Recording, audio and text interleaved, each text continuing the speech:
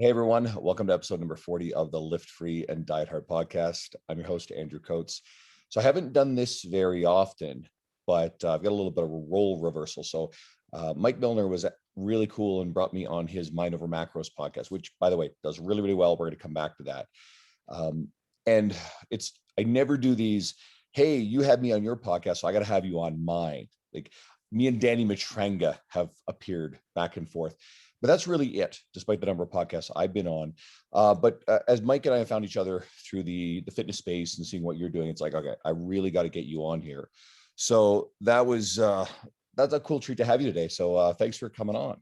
Yeah, I'm pumped to be here. Thanks so much for having me. Good. So you're obviously a coach. You're especially big on the nutrition side of stuff. I know that's where your passion lies. So we're definitely going to dive in there too. I've just mentioned you're a podcast host.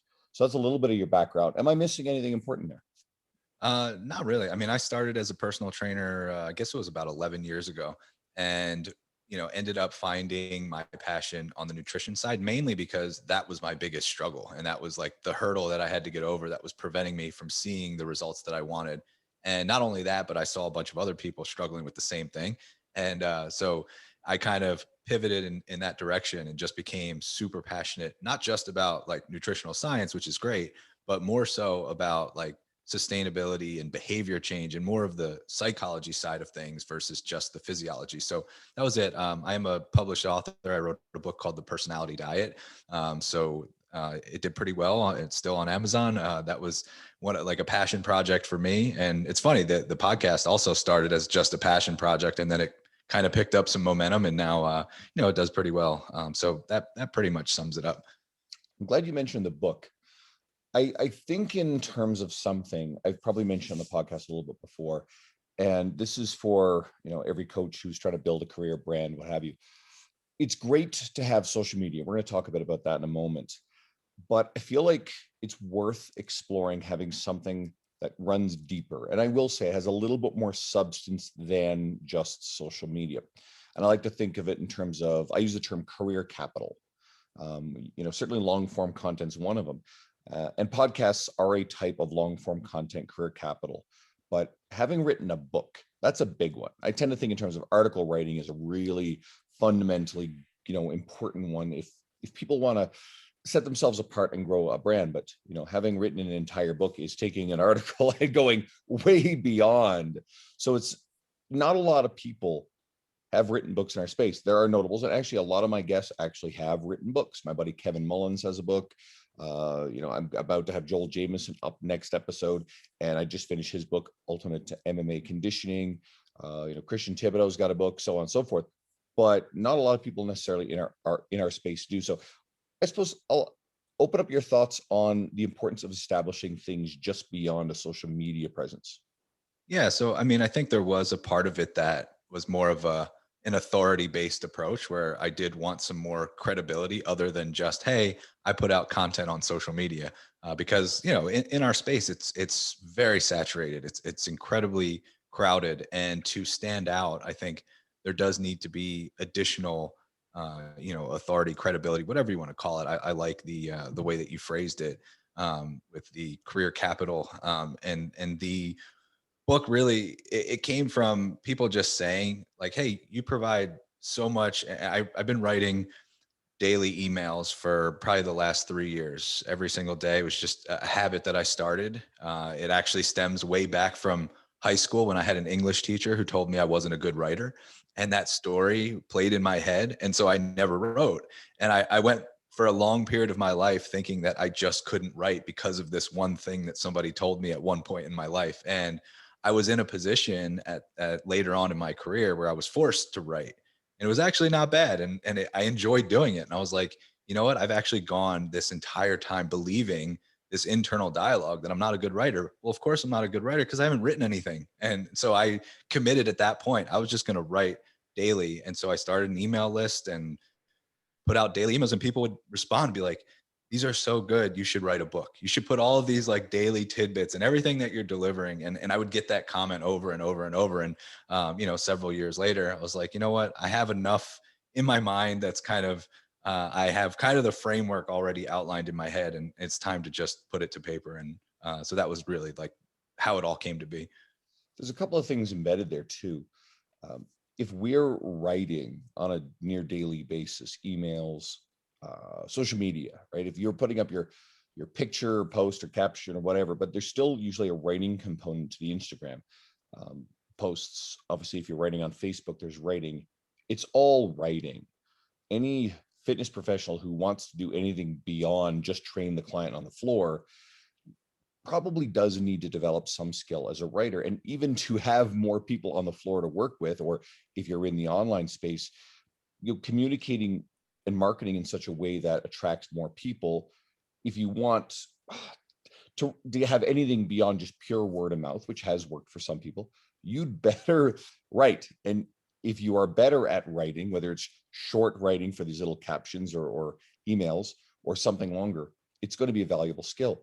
And the second thing is, someone who thinks about, oh God, I can never write a book, that would be so time consuming. If you're writing a daily email, if you add up all of the writing time that went into all those emails, that probably is the equivalent of what it would take to write a book. Now, hopefully it doesn't take 3 years to do a book, but hell, if you have an ambition to write a book and you just pick away at it and you started, and 3 years down the road, you've accumulated enough, that's still a book ahead of the person who said, nah, I'm not going to start. Yeah, completely agree. And it's funny because my whole approach was to just block off the same amount of time every single day for the book. And it didn't matter if the words were pouring out of me or if I had nothing to say. It was that amount of time was always going to be dedicated to writing my book. So I knew that there was going to be that window to get something done. And some days it was really bad. And some days I didn't make any progress, but at least I knew I was sitting there and I had that time blocked off. And then, some days it was like, man, I'm just cranking and the words are flowing and everything is coming together.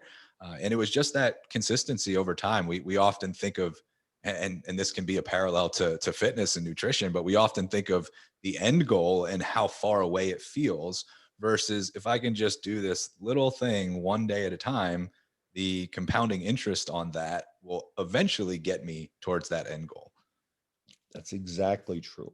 And for anybody who aspires to write, what you just described about time blocking, well, that's what Stephen King does. Pretty much the most prolific and one of the most, I think I would rank him as probably number 2 in terms of financial success as an author, maybe behind only J.K. Rowling. I presume that to be factually accurate, but I'm sure it's close. And the whole thing about some days not being so good. I've read lots of books on writing now. I think everybody who's interested should at least read one, maybe 2. Every one of them is going to have something along those lines to say that even the most famous writers, your Hemingways and Norman Mailers and whoever loves to study famous writers and get into the old classics, all those people, they didn't just write perfect. It just didn't come out in the end form the first time. They went through rough drafts and first drafts and several drafts, a lot of editing. In fact, I think the greatest skill in presenting really great quality writing is in the editing. I spend far more time editing and finishing and polishing any article than I do actually writing the substance of it. Yeah, definitely. I had to go through and reorganize all of the chapters. Like I had pretty much finished the first draft and then realized that the order didn't sit well with me. And I'm like, you know what, we're going back to the drawing board and we're changing around how everything is going to flow.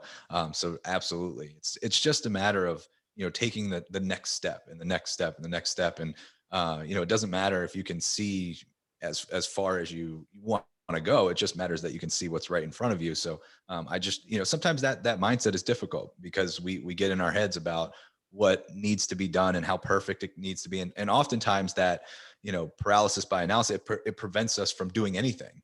So we're like, well, if I can't, you hear this all the time. It's like, well, my schedule is a mess and, it's a really bad time of the year for me. So maybe I should prioritize hiring a coach later on when I have more time. It's like, that's never going to be the case. There's never going to be the perfect circumstances. It's truly just a matter of getting yourself to take that next step, whatever that step looks like.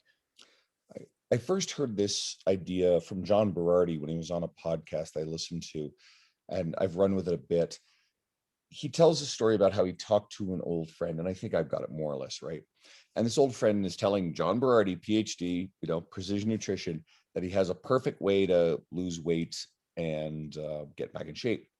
And of course, Berardi's telling the story. His old friend is not in shape at this point, so he's kind of curious as to why he's not doing it. And then the guy proceeds to explain how he's going to brute force cardio and a big chunk of time consuming shit that he did in the past when he was in his 20s, right? And I think at the time they were probably in their mid to late 40s.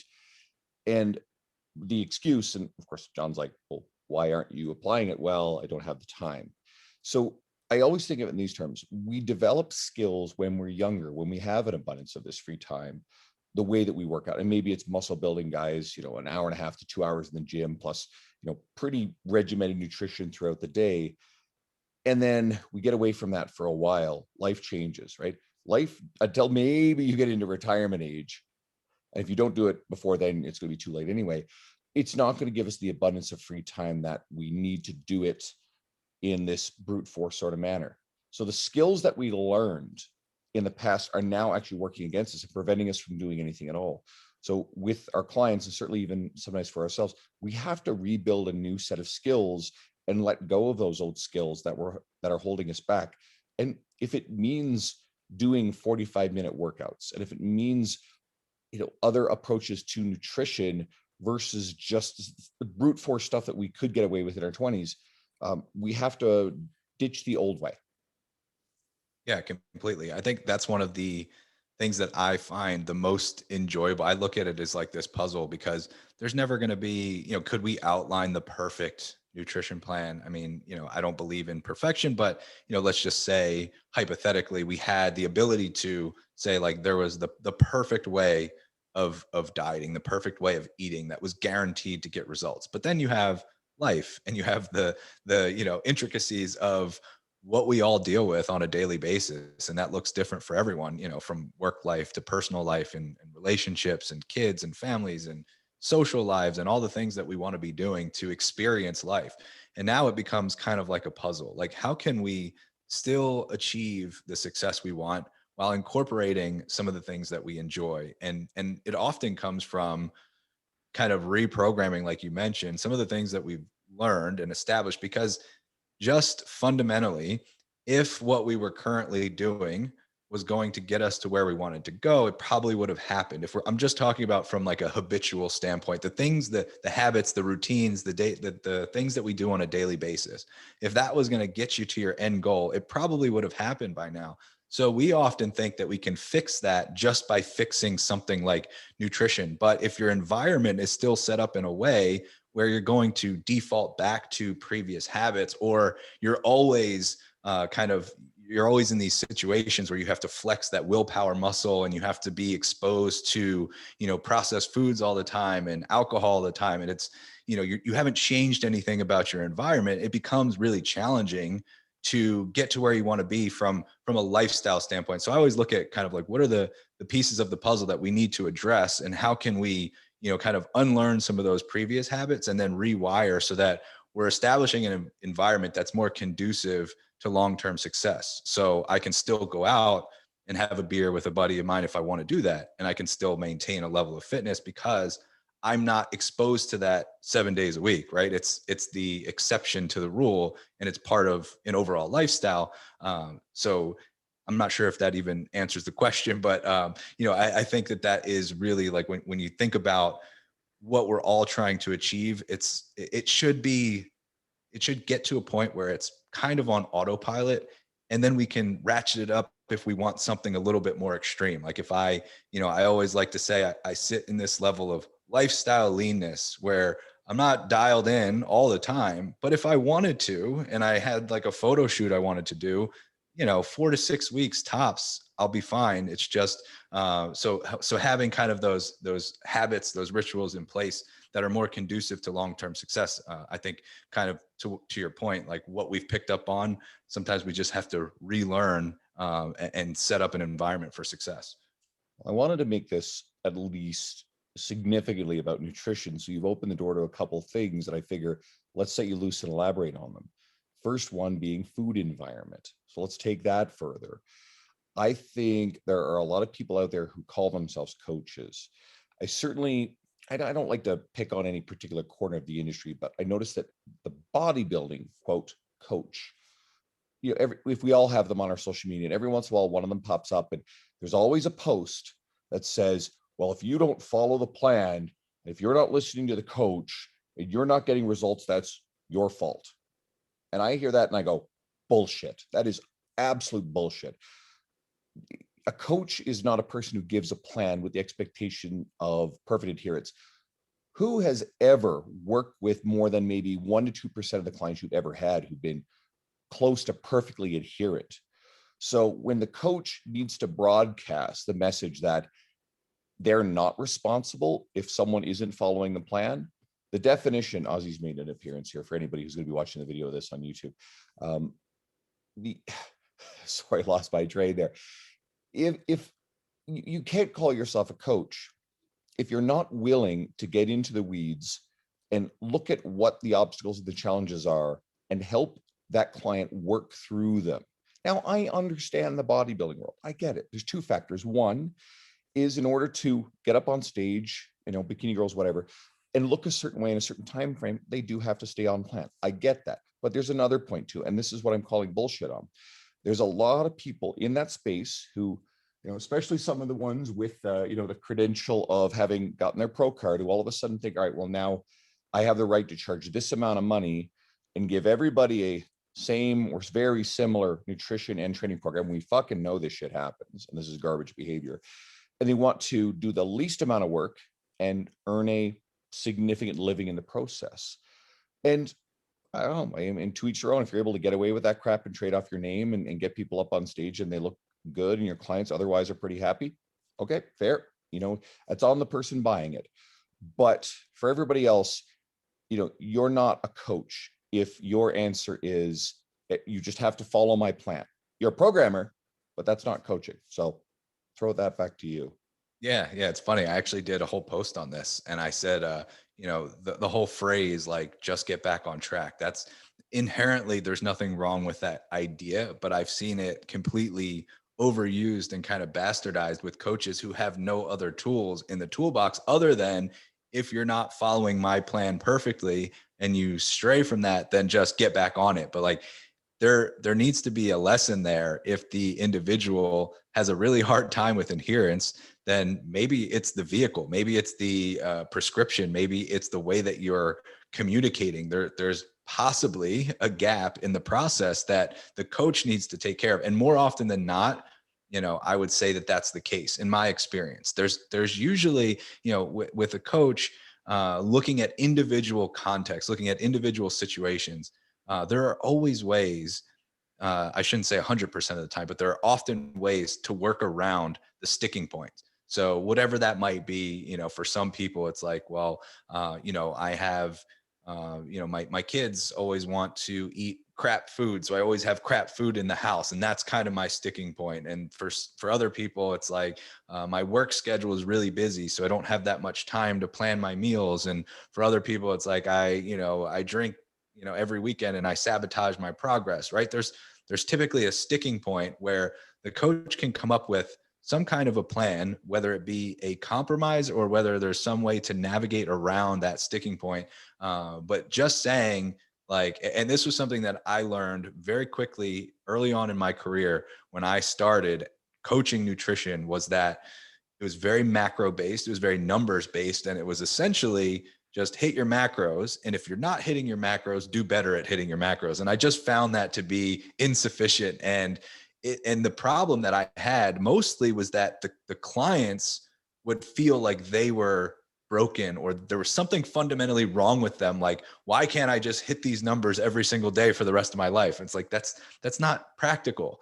So as coaches, we have to have more tools in the toolbox to be able to communicate, to be able to adapt to whatever that individual situation is. And I think that's why the cookie cutter plans, the saying like, all right, I have this way of doing things that's going to work for everyone, it doesn't hold up anecdotally. And we see that even if you want to take it to like the scientific level, there's going to be individual variance across the board. So we can't just say this is the way. We have to look at context. We have to look at all these different things, dieting history and personal life and work life and social life and, personal preferences and, activity levels, all these different things that play a role.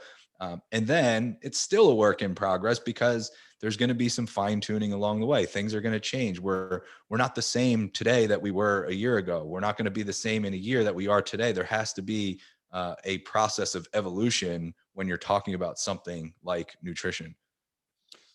There's so much wrapped up in there. Something that you said, it was sort of embedded. I don't know how to put this. One way I like to approach nutrition with clients and even training consistency is it's not about this black or white, you're doing it wrong versus perfection. If we can get them to improve their behavior, and a lot of the things you described, like the problem episodes, it's binge behavior on weekends, for example. If we can get that person to lessen the frequency, duration, and severity of off modes, binge behavior, getting them to go from, well, I went out and had drinks and ate crap with friends on Friday after work. Oh, I've blown it. Fuck it. I might as well just like throw in the towel this weekend. I'll reset on Monday, right? Breaking that kind of thought process to going, all right, shit. I did Friday evening, got a little out of hand. They get up Saturday morning, big glass of water. I'm not feeling the best. I'm going to still make a good breakfast. And I'm going to try to make a pretty good day out of it. And if you can get people to go from losing an entire weekend or an entire day into kind of going, all right, you know what? I fell off the plan, and breaking the guilt and not even making someone certainly feel shame for having, quote, fucked up on a particular meal. Okay, forgive yourself, move on from that, get right back to things, the skills to get right back on. And it's just harm mitigation. If we can be successful with that, that'll probably take care of a lot of the problems that your average, weight loss client is dealing with, because in some way, shape, or form, it's those kind of behaviors that's probably resulting in the long-term weight gain, significant weight gain. Yeah, and that's everything. Like the way that you just described that, that takes care of most things. And it's funny because when I bring somebody into our program, one of the first things that we talk about before we get into anything about the actual foods and training, activity, recovery, any of that, I talk about their perception of failure. How do you perceive failure? What happens in your mind when you do have a day like that? And we talk about the binge episode or the weekend indulgences or the snacking or whatever it may be that they're struggling with, and we walk through the process of what's your perception of that event, because that is the key to everything. If we can get somebody to realize that that moment is just a moment, it's not going to make or break anything, and it's actually a great opportunity to learn, because sometimes it's like this all or nothing mindset, in that they feel this need to be perfect. And then that one kind of moment of, oh, I made a bad choice. And then it kind of spirals. Oftentimes they're viewing it as this, this means of perfection. Like there's no wiggle room whatsoever. So if we can get somebody to perceive that event as, I'm human and I made a decision in that moment. And for whatever reason, that was the decision I made. But now we can actually use that as a stepping stone to learn what was going on. Was there a trigger involved? Was there some kind of emotional event? Was there stress? Was there something that we can take care of and break that pattern if it is a recurring pattern? Because we can do that, and insert some sort of like pattern interrupt and get you on a different path. But ultimately, it's the perception of that event that's everything. If I can perceive that failure as a learning opportunity, as a chance to grow, as a chance to get better, now I'm going to be successful. Oftentimes, people don't realize that it's two sides of the same coin. You can't have success without failure.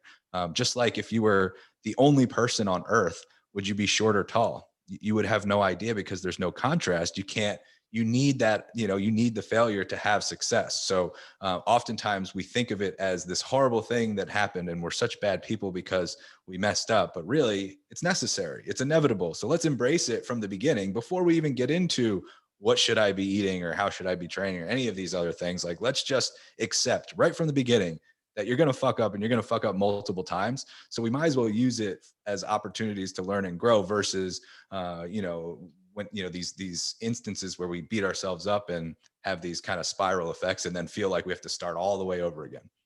the beating yourself up thing, especially, how many people that we work with, you can tell that getting off plan or having the binge or whatever is so embedded in their sense of themselves, their identity, that they have a deep sense of shame. So one of the best resources that I think trainers should read is Brene Brown's books. She's got a whole series of them.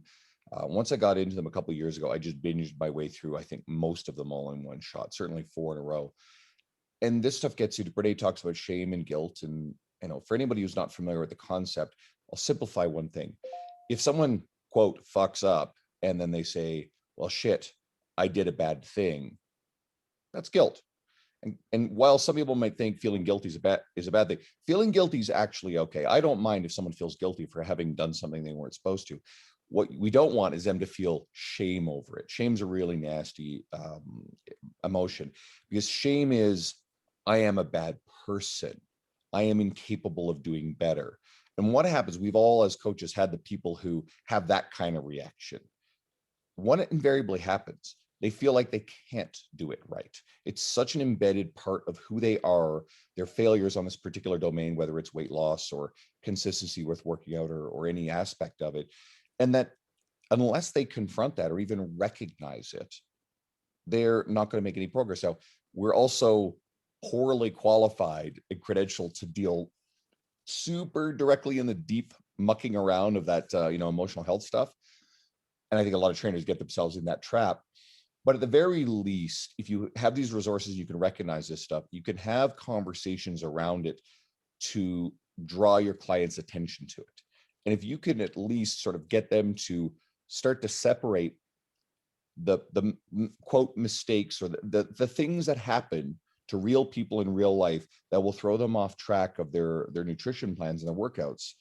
And if they can recognize that as not being fundamentally something that's wrong with them, and then they can just forgive themselves for those things, that goes a long way to mitigating the severity, duration of these adverse events. And it might be the difference between someone bouncing right back after a day versus, we all know that client that we didn't hear from for 6 weeks because you're texting them and like, hey, do you want to book in? And they are embarrassed. They are embarrassed because they have not been consistent and they don't want to let you down. And they see that text message and they're just like, they're not responding. And we've all been there. I, like you, I'm on my 11th year in the industry, and that's happened a lot. And sometimes they resurface after a little while, and sure enough, they felt bad. So if we get better at identifying these things and at least having those conversations so people can figure this stuff out partially for themselves, it's going to make a big dent in their progress. Yeah, it's huge. Awareness is always the first step, creating that awareness, because you don't know what you don't know. So first we have to bring attention to it and make them aware. And what you said is really an important distinction, because it's the difference between saying that this thing happened versus identifying as the person that does that thing, right? So it's like, I think I got this from the book, Rich Dad, Poor Dad, where it's like a statement closes you down and a question opens you up. So in that instance, if I say something like, I can't stay consistent, well, that's a statement. And now I'm identifying myself as somebody who can't stay consistent, and that closes me down from opportunity, versus if I say, how can I become more consistent? Now that's a question that opens me up to saying, how can I improve on this process? Yeah, sure. I didn't do the best this weekend. That's okay. Now I'm going to explore. And I think in the book, it was in the context of the author always saying that his poor dad would always say, I can't afford this. And his rich dad would always say, how can I afford this? And that was always the difference maker between, rich dad, poor dad. So I think it's the same thing when we make those statements about ourselves, we close down any opportunity for learning and growing. And when we ask questions about, and sometimes, that's where I get back to coaching. It's just, mostly communication. It's mostly listening and asking the right questions.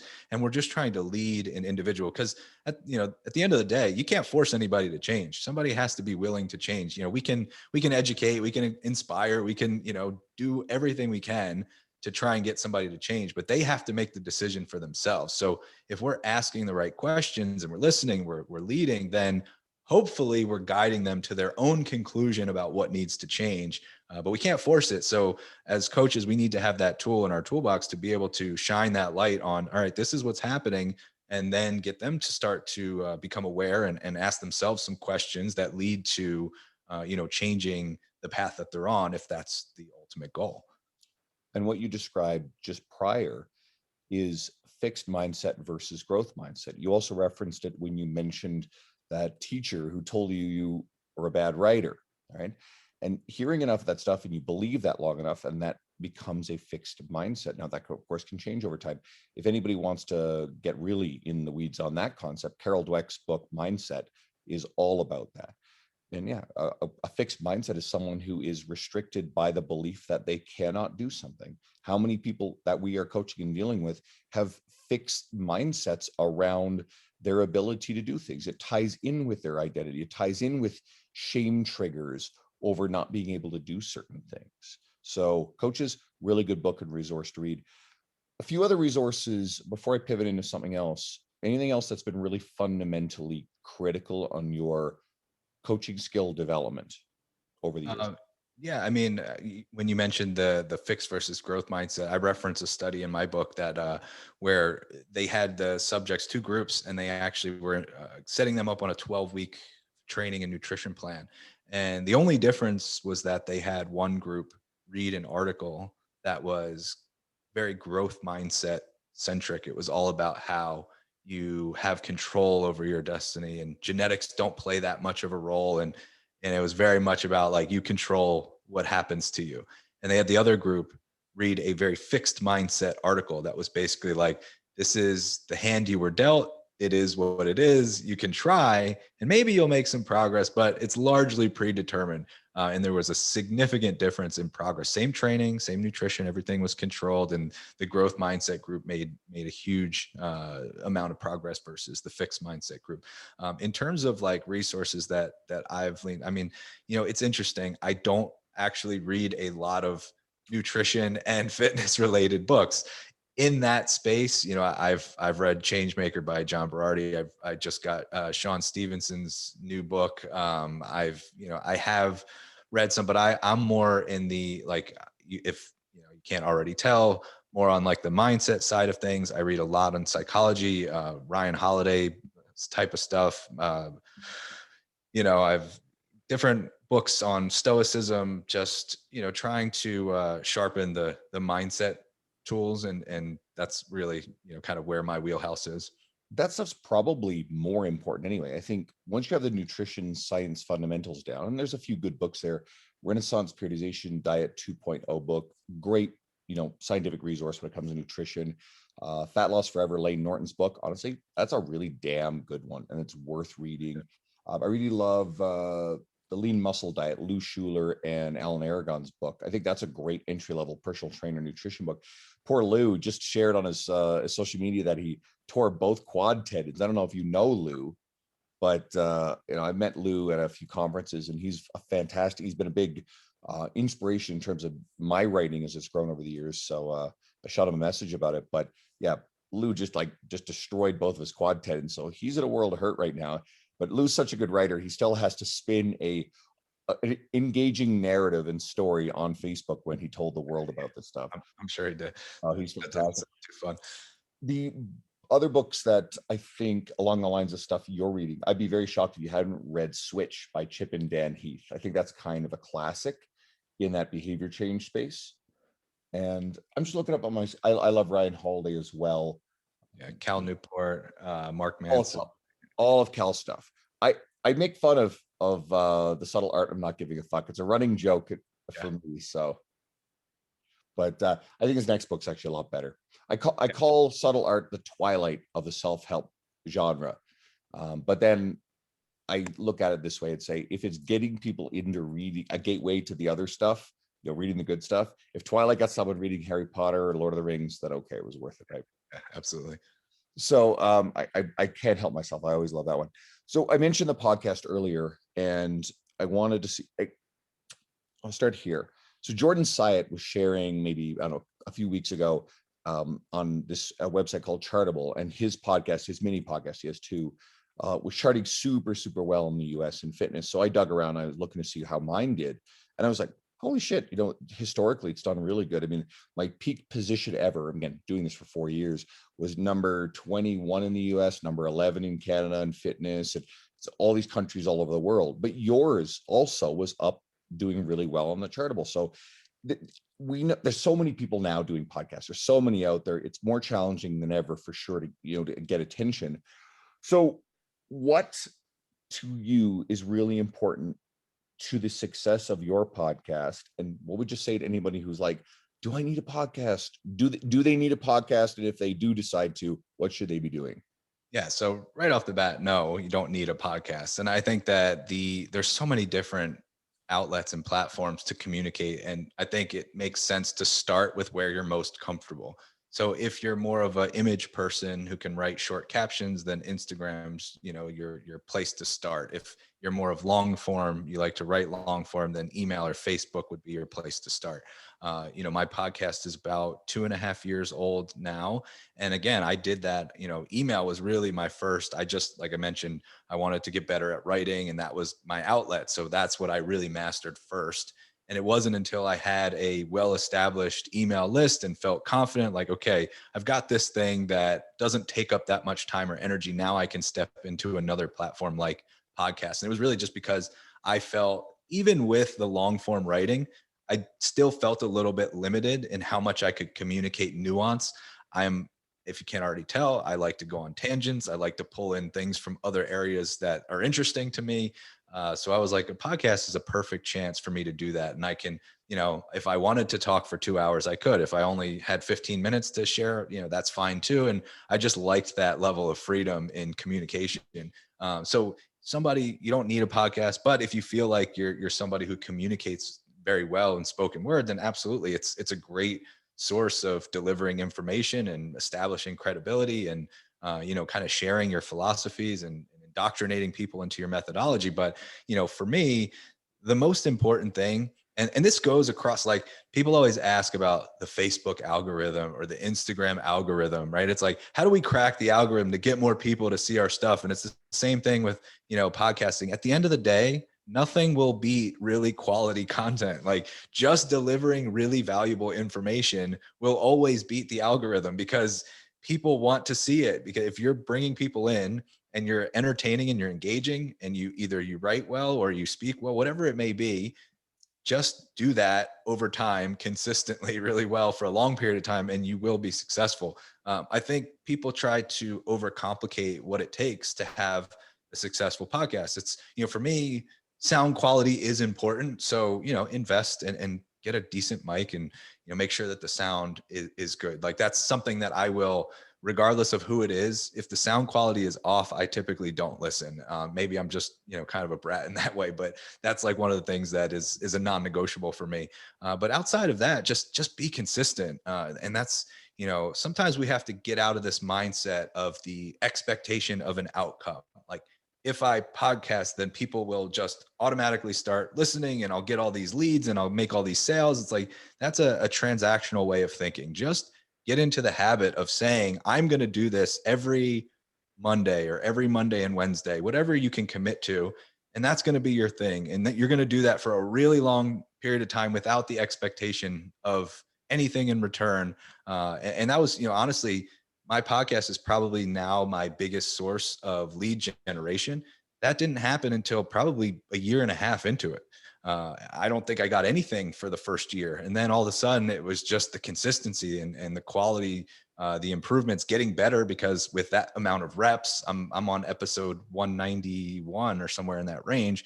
With that amount of reps, it's really hard not to get better. So now, and so those are really, like, just deliver quality information, be consistent, and have some quality sound. This is something that you do quite well, and that I don't necessarily do. I'll make this point. Your podcast is very directed to the potential end user you're trying to help, right? So Mind Over Macros, you're very geared on nutrition. You're bringing in guests, that more on the guests in a second, that are geared towards the getting people who need the help, the kind of help they're looking for. So, and I think that's actually a really important thing. So I'm going to tell people, don't necessarily do what I do. This has been a fun vehicle for me. There's a lot of benefits in the grand scheme of things. This is actually, even though I introduced it as episode 40, there's 150 episodes on the same stream with, the previous name with my good friend Dean Guido. And so it's really 190 episodes. And I can for certain say that I did get 2 clients through the podcast. They both came because I had Brett Contreras on a long time ago, and Brett shared it on his media, and 2 of his followers, who both happen to be local to Edmonton, saw, wait, there's an Edmonton geotag on this podcast. They listened, found out that I was here local. One just found me, started following me, found me in a gym and came up and started saying hi. And she's actually now one of my best friends, but she's turning into a client. And then the other one also, through the episode, came and asked me a million questions, hired me as a coach as well. They're the only 2 that I can actually factually say came from the podcast. I've never really thought of the podcast as, hey, I want to, get more clients off of this. For me, it's fun. I get to spend an hour talking to you. I get to share you with my audience base. I get to hang out and talk with Brett Contreras or Mike Isertel or Jordan Syatt or Jill Coleman or Lee Boyson, a long list of really cool people through the industry. I've made really cool connections through this podcast. It's something fun. And I know a lot of my podcasting is to other coaches, so that way their careers are successful. And while I do a very small mentorship, I never wave it around. It's not something I even put as part of my brand. I'm not out there trying to build a fitness business. We all know the business coaches who are in the DMs, that sort of stuff. I have no ambition to even go anywhere near that kind of space. There are some really good people like your Luca Hosvars and your Pete Dupuis who do that stuff very, very well, that I think are worth following. For me, it's fun. It's a little hour of my week that I get to do this, hang out, get you on here, like I said. So there's different reasons you can do it for, but if I think you know what? Anybody who enjoyed all the stuff we were talking about nutrition in the first place, or B, wants to learn more about how to use a podcast to engage with an audience that could be your clientele, go listen to Mind Over Macros. Go check it out. Seriously, guys, go listen to a couple episodes. Hell, go listen to my episode with you for starters right there. It's an easy search. And then look through the list of your guests, people that you enjoy as professionals. And if that's good, subscribe. And, I believe in this. Mike, I'm sure you believe in this. Subscribership and following is earned through good quality work. Yeah, completely agree. And I really started, a lot of the same reasons. It was just being able to do this. Again, it was a passion project for me, and communicate with people like yourself and make relationships. And, the fact that, you mentioned somebody like Joe Coleman, the fact that I can, DM her or text her or Jade Tita and have a conversation just because we had that connection on the podcast, and to be able to say like, hey, here's a situation I've got going on, and we can, have a more meaningful conversation outside of it. That was, really the whole catalyst for wanting to do it. And again, just because I felt like I was a little bit limited in what I could say through just long form writing. And then as it evolved over time and I kept growing the show and having more people reach out, I did get a little bit more intentional about speaking directly to my ideal client and knowing who is the person that wants to work with us in my company. And so that was like, okay, there's something here. I can kind of go in this direction and use it more as a tool to connect with my audience and, share a little bit about myself and teach and educate and do the things that I'm really passionate about. And then the nice kind of side effect of that is they learn more about what we're all about. And then it makes it an easy transition when they're like, hey, I really like what you stand for. It sounds like it could be a good fit. Like, let's, have that conversation. So with a little bit of time we've got left, let's talk a little social media, because you did mention about the importance of quality when it came to the podcast, stuff that engages people. And you and I do something kind of similar. We both love that, take our thought, post it on Twitter, and use Twitter as the capture this image. I don't know if you saw this fun little shitstorm that John Russin stirred up a couple days ago on his Facebook. So John was being John. Anybody who's listened to John on the podcast, John is, direct, he's intense, he's an incredible self-promoter, marketer, builder of his brand, and supports a lot of the coaches underneath his brand. I've had people like Kevin Mullins and Logan Dubé on my podcast, Clifton Harsky. They're all really awesome people. So John went and actually said this. He said, quote, screenshotting Twitter and posting on Instagram is a sad, lazy excuse for content, end quote. To which my friend Jay Ashman basically came in and said, blow me, and just like went at him. Now, Jay loves John. So an outsider's watching this going, holy shit, the industry's fighting. And, I get tagged in there, Brian Krog gets tagged in there, a whole bunch of other people. And so it ends up in this big fun discussion. And I just kind of like said some points. I had no emotion attached to it about how it is it's an approved graphic style that people recognize, and it's very shareable. So you probably agree with me on this. There's nothing that comes close to shareability when it comes to Instagram, which pulls in new followers. My post yesterday, as of recording today, 1,000 shares. It was about the women in bulking myth, and that one always plays really well. There was over 100 new followers in a 24-hour span because of that post. You know what? And like Jay called John on being a gatekeeper with this stuff. And here's what I'll say to this: if someone following is trying to grow their social media and you see this and go, well, everybody's doing it. Well, it's still the quality of the ideas you're presenting. Not everybody on your following is following the other people who are doing it. And I will tell you this for sure. Who gives a shit what other coaches think about what you're doing with your media when you're using your media to build your business? You do not need the approval of anybody, no matter how successful they are. Thoughts? Yeah, I couldn't agree more. It's funny that you say that, because I used to, as I was coming up in the space and as I started to get more into the nutrition side of things and wanted to really be like established as a thought leader, I used to always hesitate to post anything because I was like, what if Alan Aragon reads this? Or what if Lane Norton reads this? Like, will they approve? And I had to get out of that. Like, first of all, they don't have the time, or they don't really care what the hell I have to say. They've got their own shit to worry about, especially Lane, who's always in the midst of something. It's like, they don't care. And even if they did and they disagreed, oh, well, like, I have my own opinions. I have my own like, we can disagree on something and we can still have a conversation around it. And that's totally fine. And is helpful. Like, I'm always looking to prove myself wrong. There's going to be this eternal quest to, be wrong more often, because that's how we get better. Like, I think we need those conversations when it comes to something shareable like that. I said this the other day.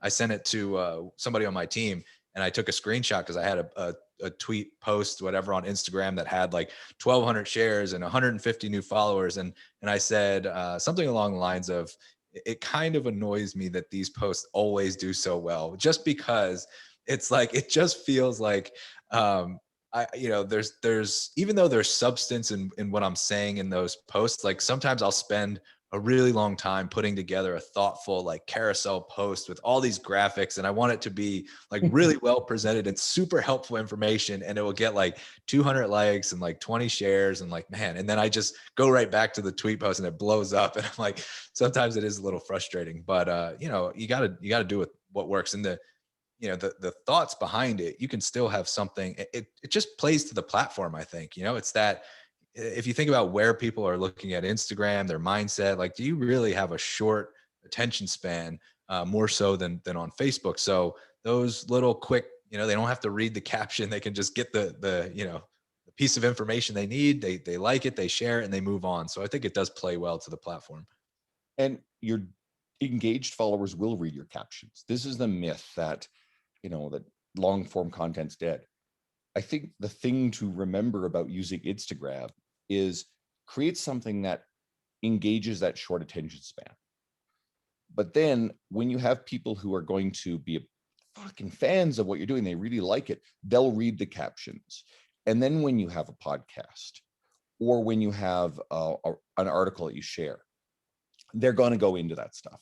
And that's the way to get people who you want to ultimately move along, into your more serious stuff, is to grab them by consistently putting out really accessible ideas, quality information. And even if you are restricted, in fact, I think it's wonderful that we're restricted by the character limit of Twitter. It forces you to be a great editor, very thoughtful writer, and to be very careful with the choice of your words and your ideas. And I don't know about you, I presume you're just like me, but I'm a careful study of what works and what doesn't. And I'm paying a lot of attention to the style and ideas and topics that seem to perform the best. I'm not trying to be just pragmatic about it just to drive nothing but growth. I actually want to share really good information. But if I can share the best information and do it in such a format that reaches the most eyes, great. We also have, like, I believe we have a duty of care to stop fucking whining about the quote influencers who are sharing bad information and do a much better job of getting ourselves out there to share the better information, compete for those eyeballs. If we're taking up that space, that's one less of these sleazeballs who is showing up on someone's feed. Or if we use the tactics that are the best attention getting tactics while maintaining integrity and showing other people in the industry how to do this stuff to get their message out, then on the aggregate, that is a net win for better information, and it will help more people. Yeah, I completely agree. And I think, something that what you mentioned about John Russin and what he said, like, I'm sure a lot of it was just to create controversy, which is Totally. another way to get eyeballs. So being controversial is a great way to get attention. You say something that's counter to popular belief, and all of a sudden you've got a lot of people making comments and sharing. And so there's ways, again, I think to your point, it's like, as long as we're staying in integrity. But I do have some beliefs in nutrition that are against the grain, and when I share those, people pay attention and they listen. They want to hear more, and they're like, explain that. And that's, to your point, that's when they go and listen to a podcast episode that I did on the topic, or that's when they read something more long form to get more information. Well, I'm almost out of time. This has been fun. So again, anyone who's listening who really enjoys this, Mike's got a lot of episodes on his own podcast. So go dive into that. If you feel like you wanted more out of this kind of conversation, start with the episode where I appear. In the meantime, brother, thank you so much. I'm grateful that you took the time to come talk to me. Where can people find you and your podcast? Yeah, absolutely. Thanks so much for having me. This was a great conversation, a lot of fun for me. So my podcast is Mind Over Macros. It's on all of the platforms. So if iTunes, Google Play, Spotify, Stitcher, I think it's on Amazon Music now, whatever you can find a podcast, it's there. So you can just search Mind Over Macros. And then, you can find me on Instagram at coach_Mike_Millner. And that's where I hang out. Facebook, it's just my name, Mike Millner. But yeah, those are all good places to start. I find that with almost everybody now, all roads lead through Instagram, and then you can find everything else. You can find the long form content. So again, goes to what we were talking about. So please go check out what Mike's doing. Go give him a follow. And if by chance you're a new listener who is finding me through Mike's media, well, I've thrown out a bunch of names. If any of those people that you are a fan of, a follower of, shows up on my list of past guests, because I'm really proud of the who's who of the industry that's been there, and I'm working on checking off more of those boxes. Like, again, Joel Jameson should be up next. Then maybe I can earn your subscription and continuing listen. So thanks anyway for showing up and listening. I appreciate it. And I suppose I could still ask for the 5-star review for anybody who's been a long time listener.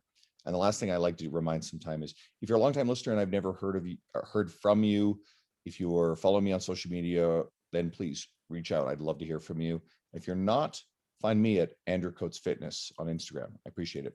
Thanks, Mike. And thank you everyone for listening.